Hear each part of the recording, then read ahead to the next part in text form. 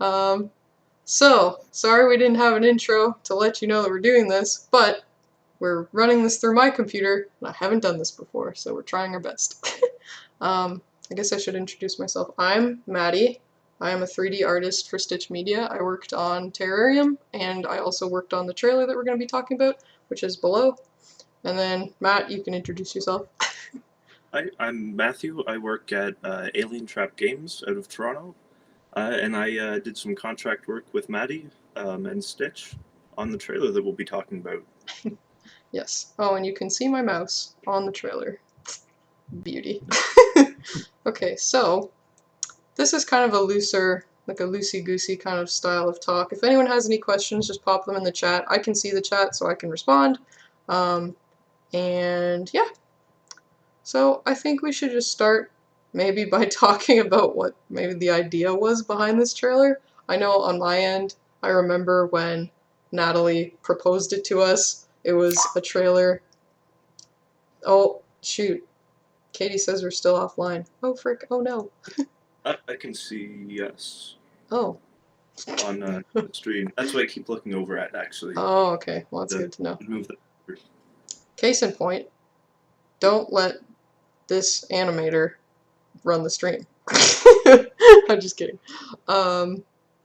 Perhaps we should continue as if nothing is happening. Yeah, so basically Natalie pitched it like she wanted to do it in the style of Gears, and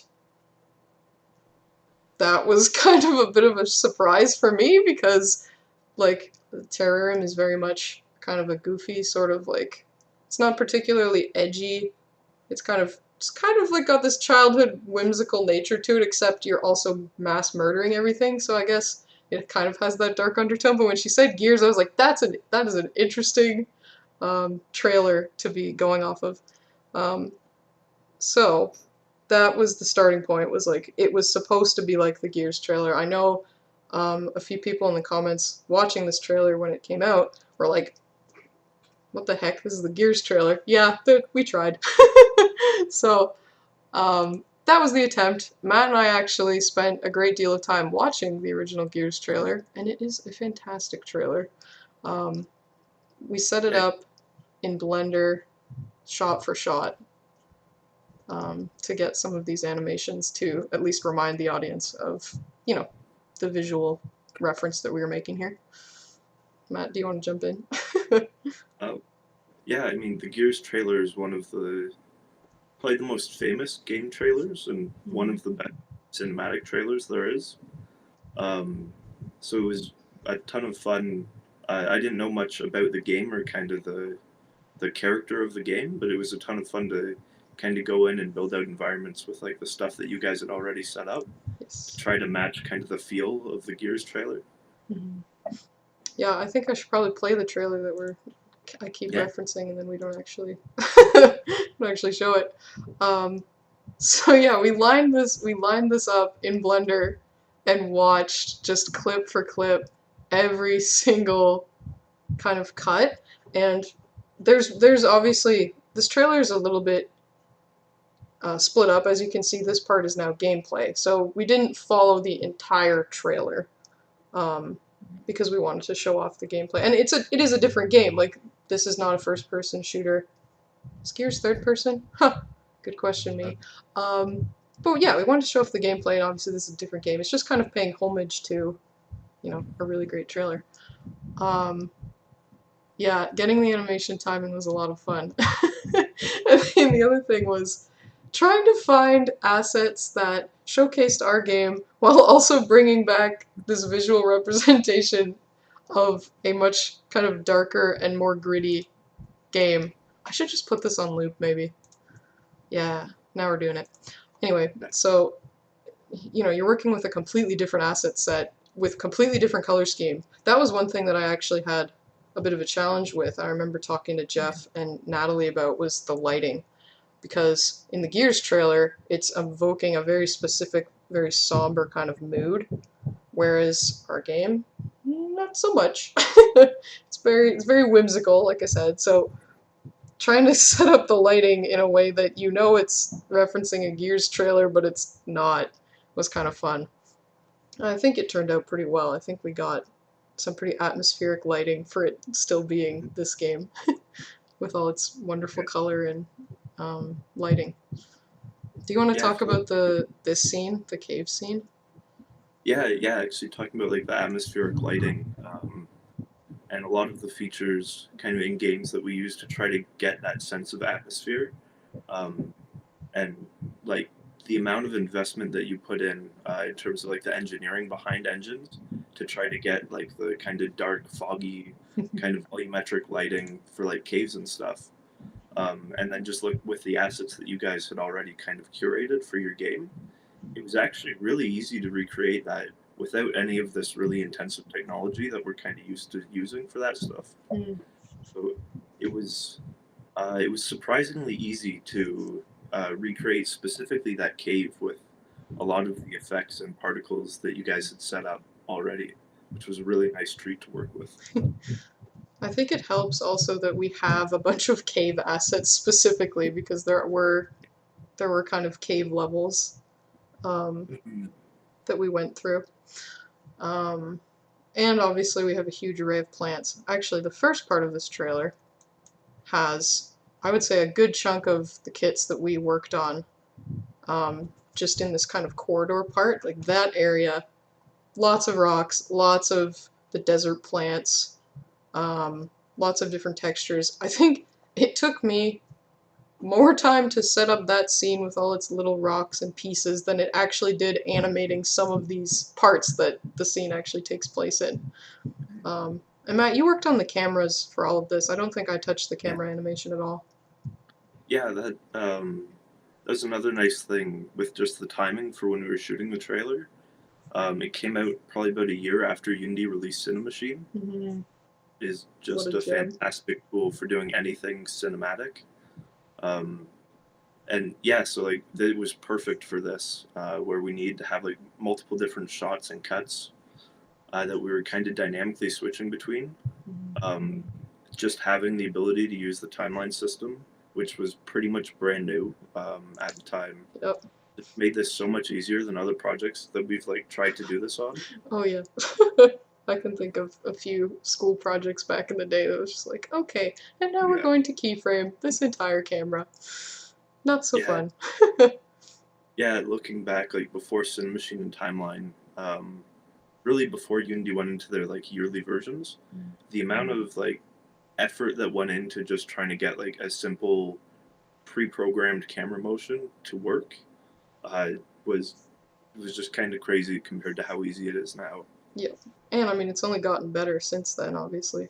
Uh, Yeah, this was quite a bit of time ago, I feel like, that we were working on this. Because we were back in school, and what was that? that would have been like Wasn't that third year? Or was it like early yeah, fourth year? Matt and I went to the same school. If we haven't discussed that already, that's common knowledge between the two of us, obviously, but we oh, both yep, went to Sheridan. We were in the same year for the Bachelor of Game Design, if anyone is curious. And that's in Ontario for the people that are watching that aren't in Canada. Oh, yeah. I see a question. It looks like a lot of custom facial animation. How long did that take? Ah, yes, facial animation. Um, so it wasn't too bad. I set up the rig originally. So I guess I should clarify that the Gardner model that we use for this trailer is the exact same one that's in the game. Um, Sometimes people will have cinematic rigs that have way more facial control, more motion in the fingers and whatnot. But we did not have an extra rig. I just made the rig that we had, and thankfully, when I first created it for the game, I put a lot of facial controls into it, knowing that we might need that kind of range of facial expression. So, um, ah, if I had the blend file with me, I would bring it up, but basically, most of the work that goes into the gardener's facial expressions are through her eyes. And I set up quite a bit of a complex rig to take into account the direction that she's looking in, and her eyebrows and how they interact with her eyelids. And it gives you a lot of subtlety, I find. The eyes really are kind of like the windows to the soul, especially in animation, and especially with someone who's very cartoony. Like, her proportions are exaggerated, obviously, so I kind of tried to moderate that and to make it as easy for myself as possible going forward with the animation. Yeah, it really didn't take as long as one might think. It was actually not too bad. In other characters, sometimes it's a different story, but thankfully the rig supported what I needed it to do. I see another comment here. The little dead Mugu head always makes me so sad. Well, I'm sorry about that. They're such unfortunate creatures. um, we went through a few different iterations of these guys. I remember texturing this actually, the little X's on the eyes, and like making his face. I think his mouth. So the fire Mugu, spicy Mugu. Sorry, I will call them fire Mugu until I die because they were called fire Mugu a while ago. The spicy Mugu always have this kind of shape for their mouth because that's just how I textured it back in the day. So when this one was supposed to be a little dead Mugu head, little X for the eyes, classic cartoon style, and then he just always kind of looks a little bit sad anyway. But yeah, I do remember that, and apologies for making everyone sad. um, yeah, what else is there to talk about? Many things. I really like how you did the yeeting the Mugu into the monster's face, Matt. I remember talking to you about that specifically, and I wasn't sure how we were going to do it because the Mugu are very hard to control, both in the game as the player and out of the game as somebody trying to make a trailer. They really are like little children that just want to go everywhere you told them not to. So, Matt, I'll let you talk about that. The Mugu are always kind of a unique challenge to work with. So now we've done like 3 or 4 scenes where we've had to have really specific control of stuff we do with them. That's like not necessarily built into the game. So there it was actually kind of often it comes down to like the simplest solution. So there it was really just like a particle system and just giving it like a launch angle, and then physics in Unity just takes care of the rest, and we just kind of we tweak it until it looks like what we want, and then we just leave it and hope it looks good kind of every time. Yep. And just make sure that in the final shot that we actually use in the video, it looks right. And yeah, it pretty much just comes down to like finding that one simple thing you can do and then making sure it looks right. Yep. I remember we did quite a few takes of that shot that just happened, because I set up a nav mesh for that scene, so that the Mugu AI would know where they can and can't walk. Well, the little buggers would just walk just about anywhere. Like, they'd go behind rocks I didn't think they could get behind, they'd go behind plants and then you couldn't see them. If you put too many in the scene, they were just like, nope, and if you didn't put enough, then it was like, okay, well, you're not really selling that there's this giant horde of Mugu. Because in the Gears trailer originally, it's the earthquake that's coming, and like the ground is dropping out from beneath this guy, so he's running, but we needed a different reason for the gardener to be, and she doesn't run like a full-on Space Marine style, she does her peppy walk, I'm gonna call it. um, yeah, it was a lot of fun matching animation between a AAA game and the gardener in all of her cartoon glory. I mean, that's one thing that's really like taking kind of like tasks like this where you have a goal that's something like so where you set the bar so high and then see if you can kind of achieve something similar with like a different art style and like maybe reduce budget compared to the millions that they might have thrown at this like a few years Yeah, ago. yeah, It's just kind of cool that we have the power and the technology that like anyone can hop online, download Unity, and make something comparable to the Gears trailer in the course of like 1 or 2 weeks. yeah. And like, I think we were the only two people that worked on like these. So I That is, say the only two people, but it's for the cinematic part here. yep. And then the gameplay was shot not by me or by Matt, but this first part and then the last part when she's eating Mugu. Both of those cases were shots that we set up completely between the two of us. We got another question. How many models do you have? Did you have to create the game and the trailer? So I think most of the assets, when we were making the trailer, most of the assets were already made for the game, and then I used as many kit pieces as we already had as possible to fill out the first level. So the corridor you see in the first part, that was my work, and then the cave part was Matt's work, and then the animations were, I think, me, and then Matt did all the camera work, all the particles, and then getting the Mugu to work as well. So we already had, I think, all of the assets that we needed. Matt, you might remember this differently. Yeah, I don't think we both have kind of a 3D modeling background, but we actually modeled anything custom for this. It was really all just like arranging things in like the best way for what we needed. I think there was one asset I remembered, and it's the little Mugu head with the little X in the eyes, because that doesn't exist in the game. And at the time, Mugu were still splattering and leaving behind, I think it was like a cursor or a different type of corpse, because it's changed since then. Like the most up-to-date version of this game, Mugus have little clusters of corpses. They don't just leave behind stuff, but back when we were shooting this, it was different. So we had to make a custom head with a little X texture, which was always kind of funny because the Mugu quite literally like exploded into goo whenever they died. So why was this one Mugu head still here? The story demands it. In the original Gears trailer, he moves over a statue piece of a fragmented lady while Mad World is playing, and he says familiar faces or something like that. What is it? All around me are familiar faces. You'd think I would know this like word for word based on the amount of times that we watched that trailer, but and it's an iconic song too. So I think the song that was used for this trailer is perfect because it just captures the whimsy that this game has. Like, this game is not Gears. It does not have the heavy, dark, gritty undertones that Gears has, and that's fine because this is Terrarium, not Gears. So I think the music really helped. Yeah, that's one of the things that we were talking about as we were shooting it is kind of how dark what we were shooting was compared to like the more whimsical nature of some parts of the game. Yeah.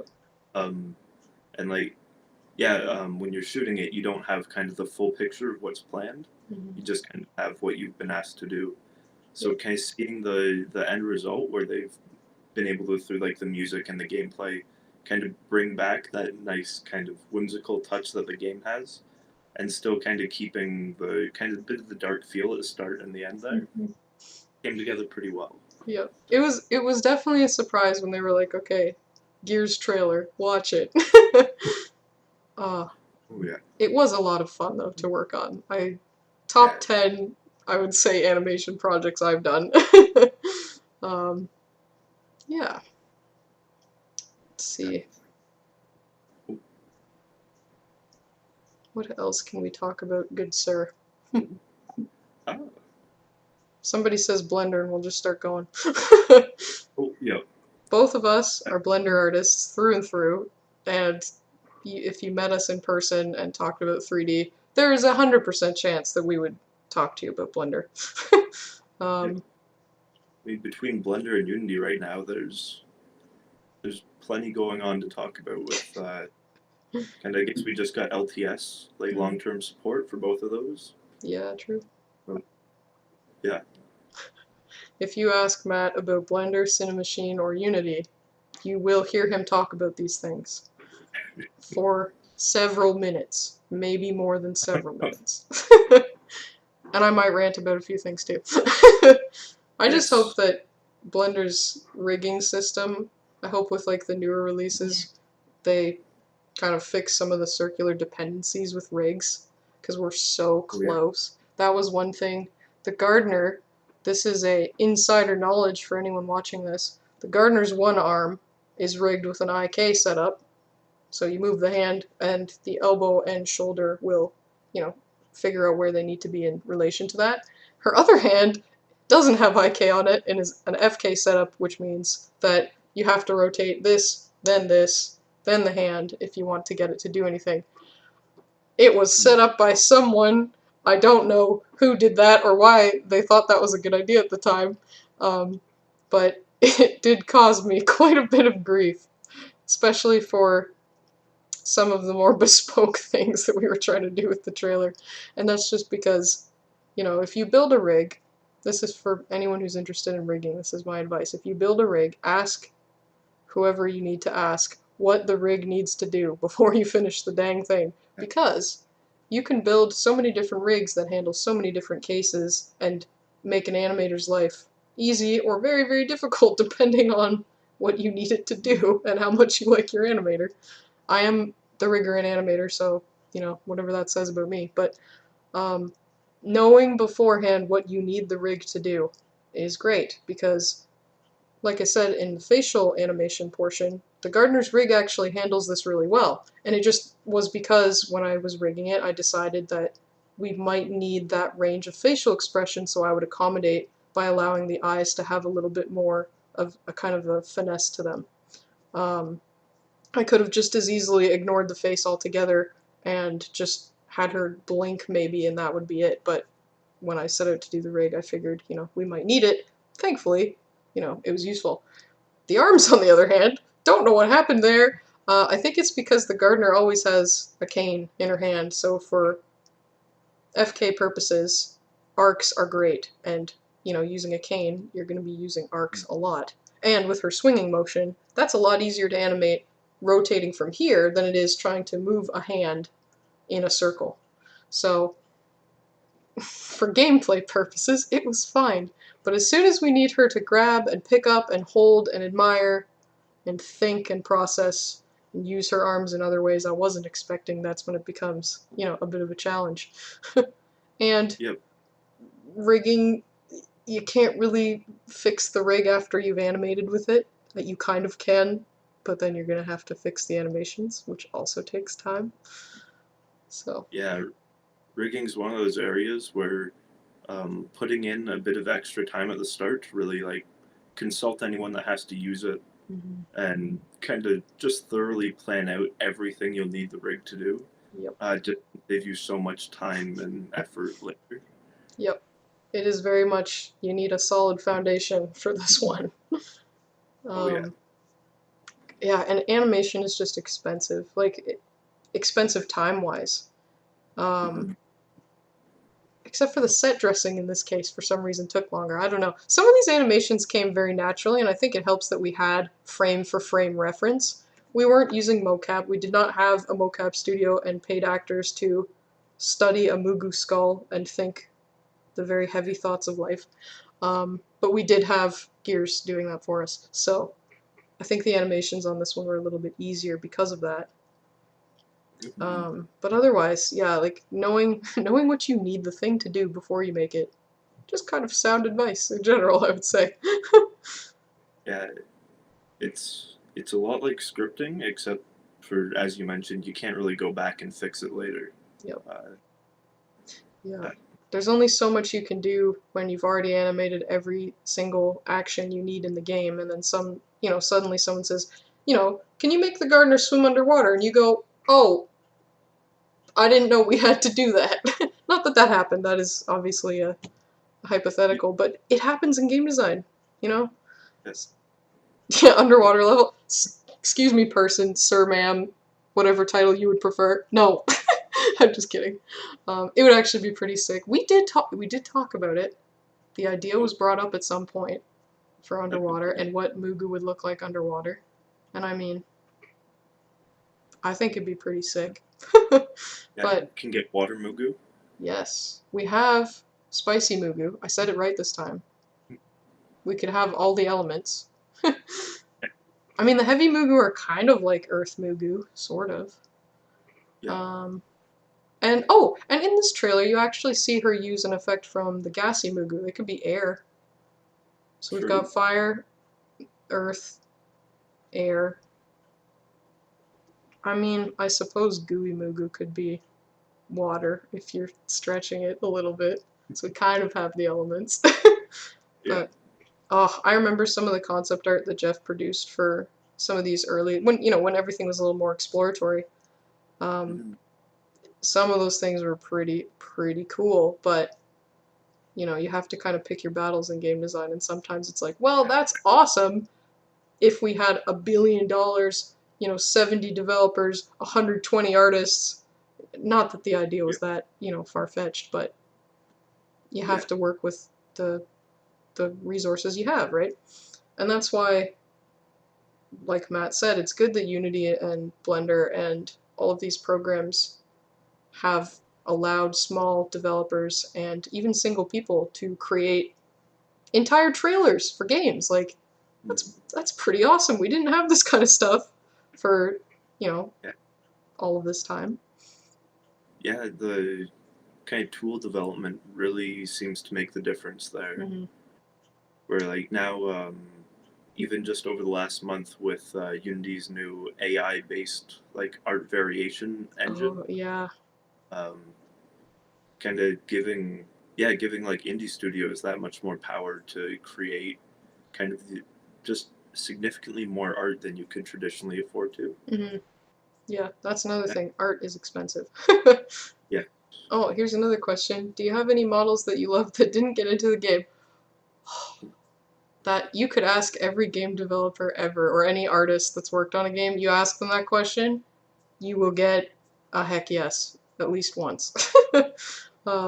Sometimes, you know, you make assets and you think the game is going in this direction, and then you test it, and it's just not working, and then you have to go, well, what are we going to do about this? And you just have to cut it. You kind of have to kill your darlings. Sometimes that happens. Sometimes you have to kill a lot of Mugu. For me, I think my favorite enemy got in the game. I was very excited that the cabbage that you just saw. I'm going to say cabbage. It's a cactus. It's still a cabbage in my mind. I modeled it and I don't even know why I think that. But that guy with the eyebrows is my favorite. That and the other cactus that we have. Yes, Frida. See, and I thought for some reason her name was Bertha for like 5 seconds, but I didn't say it because I was like, I don't remember that very well. Yeah, Frida the Cabbage, as the Blender file is named, despite her being a cactus. We don't discriminate. And then, so I will try to find the actual other one that you can see in the trailer. This guy, right here. That is my favorite. When Jeff sketched that out, I was like, that's perfect. We need this in the game. Under all circumstances, this needs to be in there. So, I think that one was used for a lot of marketing material and was like the target goal for a while. And recently, he's not the target goal anymore. So I actually don't know if he's still in the game. So it's a good question.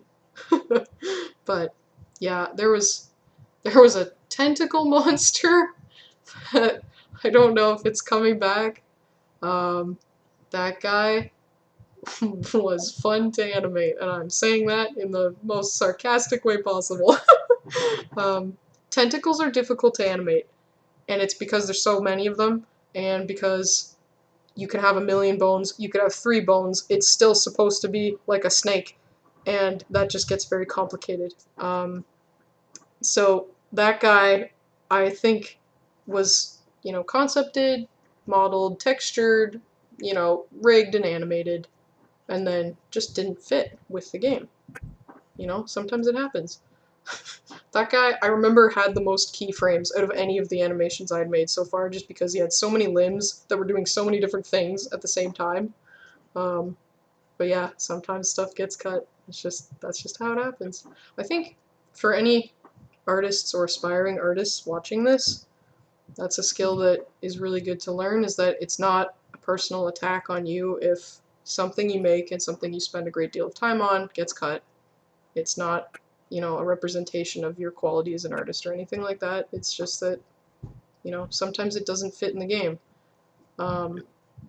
Design by reduction is very important. Sometimes you have to, you know, you start with all these really cool concepts and you have to pinpoint exactly what it is that makes your game, and if there's certain elements that you've already created that just don't work, it's okay. You know, you can spare them for another project or admire the fact that you made it, and you just keep going. Yeah, apparently I'll rant about that if you ask me about it. Yeah, and that's also why we tried to use as many assets as we could for the trailer that had already been made, because, these were already in the game. We didn't have a great deal of time to be working on this. We also had school at the same time that we were producing this. So, if there is already content, try to use it as best you can to keep it simple and to keep it straightforward. Yeah, I forgot that because we had school during this. This was a lot of late nights. Yes, it was. Just like sitting at the computer trying to get through it. Yeah, Wow, I good remember time. that. Yep. Yeah. What advice do you have for people trying to get into video games? That's a good question, because I feel like you could say just about anything. Matt, you go first. I always talk first. I apologize. Okay. I think the two big things I think that you kind of need to go out of your way to do. You can find out how to make a game anywhere, but really seeking out opportunities to work with a team. Um, that's something that it's kind of hard to come by. It's really easy to just do stuff on your own. But if you really want to get into the games industry and be kind of good at working in the industry, I think you need to have experience communicating with teams, kind of learning how to be comfortable with compromise. Um, it's like for various reasons, whether it's there's a better idea or you just don't have the budget to do something, being able to kind of bounce ideas off of each other and come to like the best solution for your scenario is a really important skill. Um, and then for actually kind of transitioning into the industry, being able to put together a good portfolio and being able to take criticism on your work and to also kind of self cull your work as you build your portfolio, just to make sure it's always the best version of the work that you can do.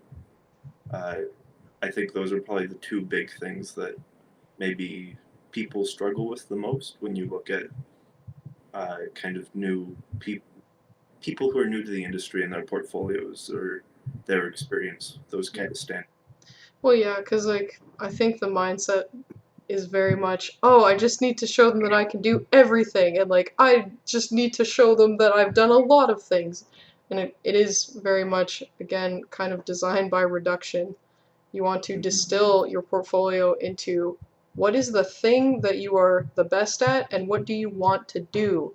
Because if I'm an animator and I love animating and I never want to touch anything else except an animation, why would my portfolio have a bunch of 2D concepts, some background assets, some programming I did? And I'm saying this super hypocritically also because, like, my portfolio has programming in it.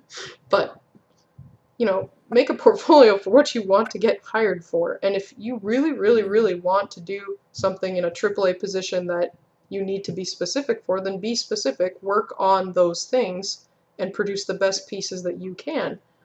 It's a little bit different in the indie scene because you wear a lot of different hats. That expression gets thrown around a lot. And in my case, I actually was hired to do animation and modeling and a bunch of other stuff, kind of within the realm of general 3D. So if you're going for a more indie scene, maybe it's okay to show, I can do the modeling and the texturing. I can make some animations if that's what you're trying to go for. You also have a generalist kind of mindset. Yeah, my portfolio, like my advice generally would be to focus your portfolio on exactly the position you want. Mm-hmm. And I also kind of ignore my own advice. I think I have like 3 or 4 different disciplines in one portfolio. But that's kind of, I guess, it's mostly about doing what you enjoy. Because what you enjoy is also what you're going to be best at. So it's the more genuine your portfolio is, of like a reflection of you and what you do, I think the better chance you have of getting hired. And that also means that you're more likely to get hired for the position you want instead of a position that's like related to what you want but isn't really what you want. Yeah. Um, so yeah, being genuine is just always good. That's one thing. The game design industry is a lot smaller than people think it is. If you have a great character and you are an excellent teammate, you're gonna go places. It's just be a decent human being. That was one thing they said in school all the time. The golden rule, just don't be an arsehole. Except they didn't say arsehole. Yeah, your personality and your willingness to work with others and your ability to compromise and to find creative solutions, all of these traits are very valuable regardless of what you want to do in games. Like if you're an artist and you only want to make art and you never want to talk to the dang programmers and all their logic and whatnot, well, you're going to have a bit of a hard time when you're asked to animate something for them or you have to coordinate with them on a shader or something. So, games bridge technical and art, and if you're very technical and you don't want to touch art, you're going to at least have to form an appreciation for what the other people are doing so that you can work cohesively as a team. It's the same for everyone. At the end of the day, everyone's trying to make a game. Hopefully it's your game collectively and not, just some person's idea that they refuse to, bow down to anyone else for. But again, those types of people don't last very long in the industry because they're hard to work with. Do you have to go to school? Matt, you can answer this one. I'm gonna go with no, which again might be a bit hypocritical. Both of us did go to school. Yep. Um, Learn from and our mistakes. No, I'm just kidding. school, nowadays you can learn pretty much everything that we do day to day, or like even like the really extreme stuff you can probably learn on YouTube. But again, you can't get teamwork experience from YouTube. So I think school is really, it's worth its cost in the teamwork opportunity that you get. So if you have a 4-year program and you're doing a few projects a year, kind of taking the time to like go through the people that you're there with and work with different teams, get to know how to work with people who maybe don't get along with, people you do get along with, and kind of figure out what makes a good team, what you should look for in a team too, just for your own sake in the future, finding good teammates. Yeah, I think that's the real value of school, is more than anything, your peers and the other students that you work with. Yes, and on top of that, if you do not want to spend $1 billion on school, but you still want to get group experience, game jams are an excellent way to do that. Yeah. And highly recommended, despite the fact that I'm being hypocritical and I don't go to many of them because I'm kind of shy. Yeah, Matt, you can talk about that too. This is very much Matt's alley. Oh, I mean, I've only done like 2 game jams, maybe 3. Still better than me. Yeah, no, if you have, actually, if you have a computer, you can do a game jam. There's a ton of online game jams, where like you can do a game on your own, or you can try to find a team and make a game together and submit it. I think Game Maker's Toolkit Jam is coming up on itch.io. And like that's a really good opportunity if that's something that you did want to do. To just kind of throw something together. It's nice because they normally give you kind of like a brief or some sort of goal to work towards. It's like the last one I did, I think, was a global game jam, and the theme was transmission. So then you had to work with mechanics that were kind of built around that idea. So it gives you kind of like a microcosm of what you run into in the industry, where you have a specific goal, you have to work with people if you have a team, and also gives you a chance to bring people together and find people who are interested in being a team. And it's also only for a weekend, so there's no real long-term consequence if it goes wrong. You just get some experience, and you get to learn a bit and make something cool, hopefully. And you get connected with other people that in the future might remember you, or you might remember them, and lo and behold, you get a job because you met someone from a game jam. I think one of the artists on at Stitch knows a good chunk of the Toronto development scene because of the amount of game jams that he does, but I think you'd have to ask the guy, so I shouldn't be speaking, you know, for him, but he does a lot of game jams and knows a lot of people, and it's helped him, you know, keep connected and see where opportunities are and stuff like that. So, Yeah. yeah, and you do get a sense. You do get a sense for the many different types of personalities that want to work on games because it really, like, games bring so many different people together to work on something. It always boggles my mind just the amount of personalities and interests. That's the great thing about games. You can make a game about just about anything. If you're interested in cars, we have a million games about cars. If you're interested in chickens, we should have a million games about chickens. Potatoes, you name it. Maybe I just said the 3 things that I like. But yeah, there's an opportunity for everyone, I think. What's your favorite game right now? Oh, what a question. This bless you, person. You are asking all the right questions here tonight. So I really like Dragon's Dogma.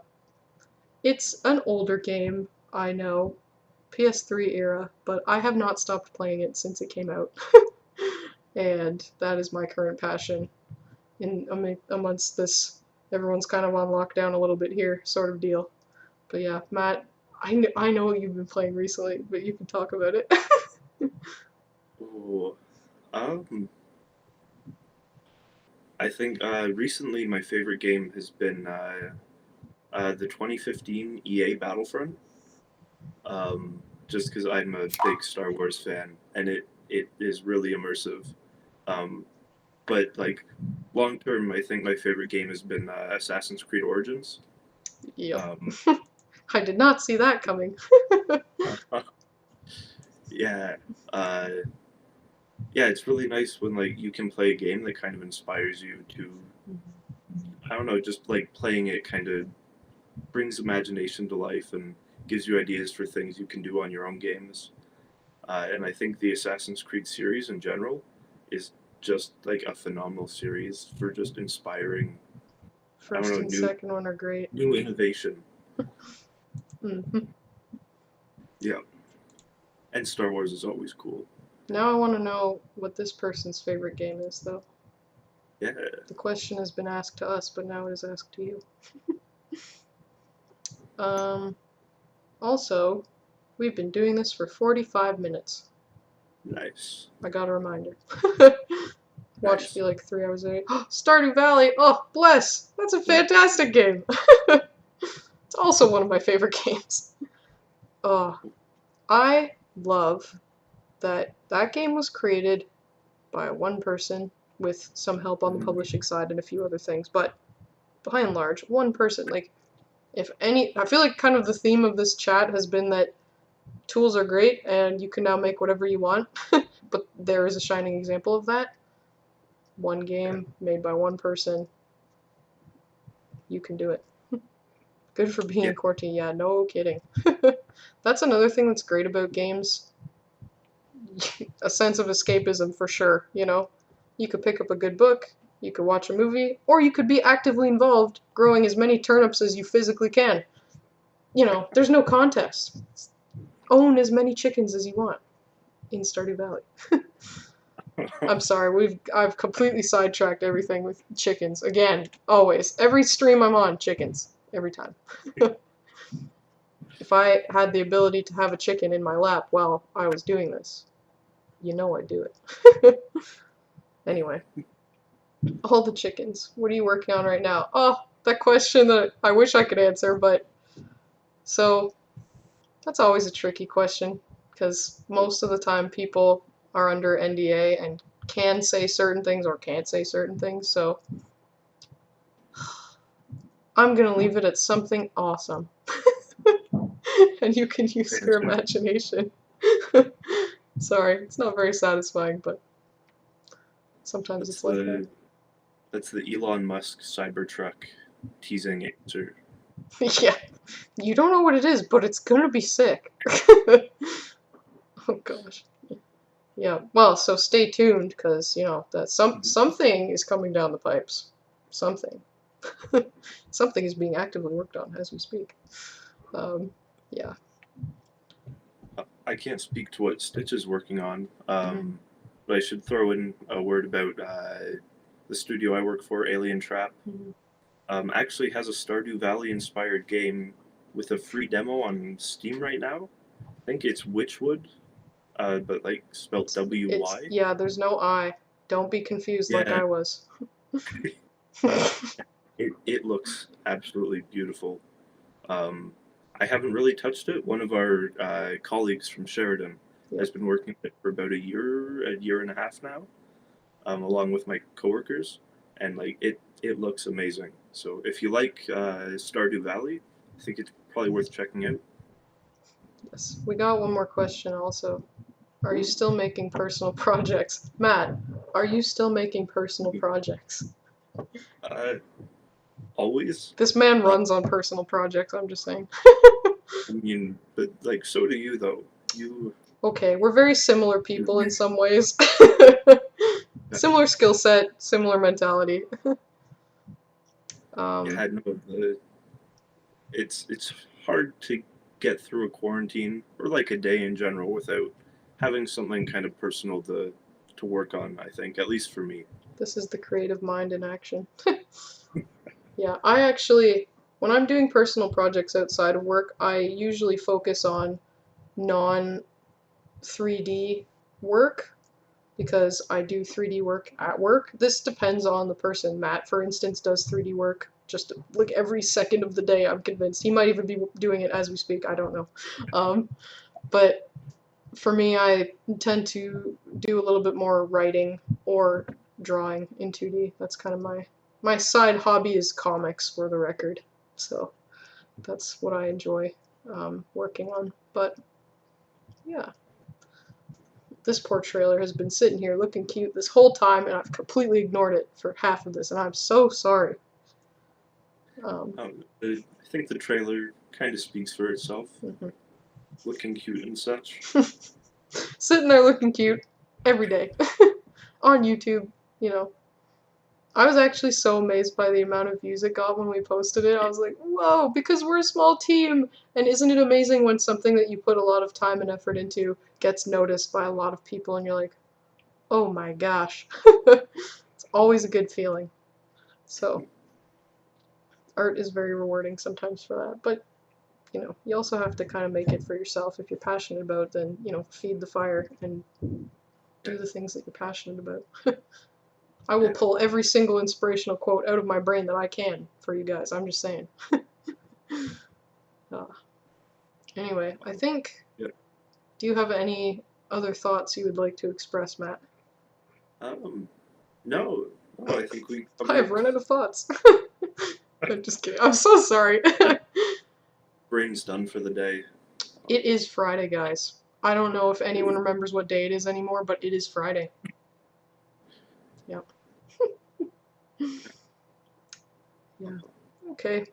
Well, does anyone else have any questions? I suppose I shouldn't just, okay, bye, and then you're all like, hey, I wanted to ask 16,000 questions, and you guys have just been talking the whole time. What the frick is this?